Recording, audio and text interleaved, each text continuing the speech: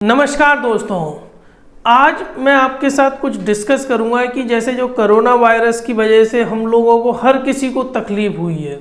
तो corona virus ने हमको क्या क्या फाइनेंशियल प्लानिंग के बारे में सिखाया है, क्या क्या हमको करना चाहिए ताकि हमारी तकलीफें कुछ कम हो सकें।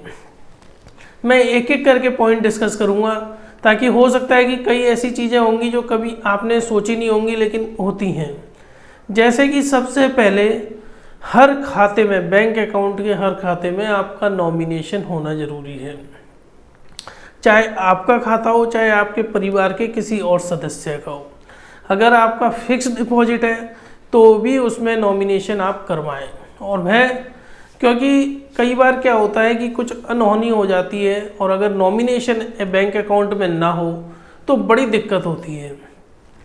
और जो विदाउट नॉमिनेशन डिसीज़ क्लेम है वो काफ़ी ज़्यादा लेंथी प्रोसेस है और कई बार तो लोग हार ही मान जाते हैं कि हम इस प्रोसेस को कर ही नहीं पाएंगे। अब आती है दूसरी बात हेल्थ इंश्योरेंस की। आप इस बात का इंश्योर करें कि आपके परिवार का हेल्थ इंश्योरेंस हो के रखा हो। क्या होता है कि अगर हेल्थ इंश्योरेंस होता है तो एकाएक हमारे ऊपर फाइनेंशियल बर्डन इतना ज़्यादा नहीं आता।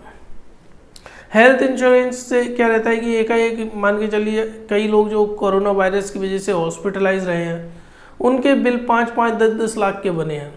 अचानक ही इतना ज़्यादा खर्चा आ जाए तो एक आम आदमी को बड़ी तकलीफ हो जाती है। दूसरा, टर्म इंश्योरेंस। टर्म इंश्योरेंस एक सिंपल इंश्योरेंस होता है, लाइफ टर्म इंश्योरेंस। मतलब यानी कि अगर कोई व्यक्ति एक्सपायर हो जाता है तो उसके नॉमिनेशन जो भी उसने किया होगा उसको कितना पैसा मिलेगा। टर्म इंश्योरेंस की सबसे खासियत बात ये रहती है कि एक तो ये सस्ता होता है।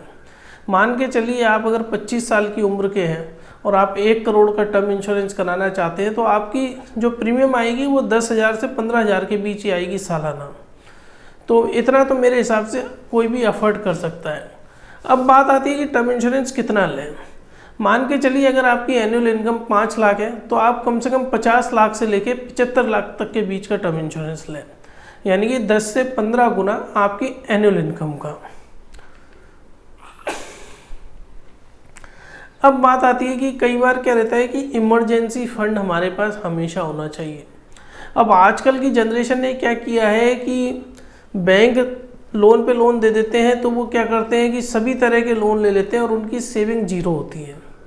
वो सिर्फ इन्वेस्टमेंट पे ध्यान देते हैं और कभी इस तरह की प्रॉब्लम आ जाती है तो उनको सारा इन्वेस्टमेंट भी अपना लिक्विडेट करना होता है, जिससे ना तो इन्वेस्टमेंट हो पाता है ना सेविंग हो पाती है। तो हर व्यक्ति को चाहिए कि वो अपने साथ पास कुछ इमरजेंसी फंड रखे या तो कुछ इस तरह का निवेश करके रखे, वो इन्वेस्टमेंट करके रखे कि उसका पैसा वो तुरंत निकलवा पाए। अपने आप को किसी भी ऐसे इन्वेस्टमेंट में ना फंसाए जहाँ की निकालना मुश्किल हो, कि कोई रियल एस्टेट में फंसा ले और सारा पैसा रियल एस्टेट में लगा दिया, बड़ी दिक्कत हो जाती है तब। अब बात आती है दूसरा इमरजेंसी फंड के बारे में। जब मैंने कहा तो क्या होता है कि आज की डेट में ये यंग जनरेशन की आदत बन चुकी है कि हम होम लोन भी ले लें, कार लोन भी ले लें, पर्सनल लोन भी ले लें, क्रेडिट कार्ड भी ले लें। यानी कि वो अपने आप को कर्ज के बोझ के तले इतना दबा लेते हैं कि जहाँ पर कुछ और गुंजाइश नहीं होती। और फिर होता क्या है कि अगर इस तरह की सिचुएशन तब होती है कि आपने बहुत सारे कर्ज ले लिए और कोरोना वायरस टाइप की कुछ एक पेंडेमिक आ जाता है तो होता क्या है कि अचानक ही आपका सब कुछ फाइनेंशियल प्लानिंग बेकार हो जाती है। यानी कि आपकी पूरी ज़िंदगी की उथल पुथल हो जाती है, आप परेशान हो जाते हो। तो हमेशा कम लोन लें, ऐसा ना करें कि आप सारे ही लोन लेके चल रहे हैं। क्रेडिट कार्ड जितना अवॉइड हो सके उतना अवॉइड करें, क्योंकि जनरली आज के दौर में ये देखा गया है कि मेजर जो डिफ़ॉल्टर्स हो रहे हैं वो क्रेडिट कार्ड के लोग ही हो रहे हैं।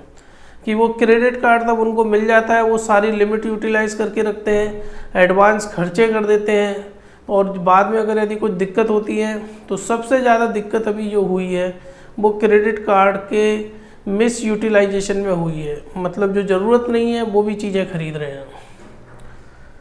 आपकी जो भी सेविंग है, जो भी इन्वेस्टमेंट है, उसको डाइवर्सिफाई करके रखें।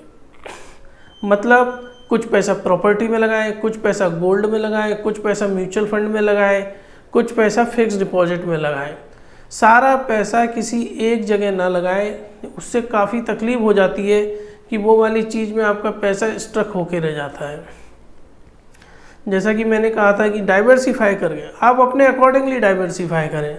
रियल एस्टेट में कुछ लगा दिया, स्टॉक में कुछ लगा दिया, बॉन्ड में कुछ लगा दिया, कुछ पैसा कैश में रखा। डाइवर्सिफाई करके रखें, इससे आपका रिटर्न भी अच्छा होगा और आपकी लिक्विडिटी भी हमेशा बनी रहेगी। तो फ्रेंड्स, मुझे उम्मीद है कि मैंने आपको जो कुछ सुझाव दिए हैं आपको पसंद आए होंगे। प्लीज़ मेरा वीडियो आप अपने व्हाट्सएप ग्रुप में ज़रूर शेयर करें और मेरा चैनल सब्सक्राइब करवा के रखें बैंकिंग रिलेटेड इन्फॉर्मेशंस के लिए। धन्यवाद फ्रेंड्स।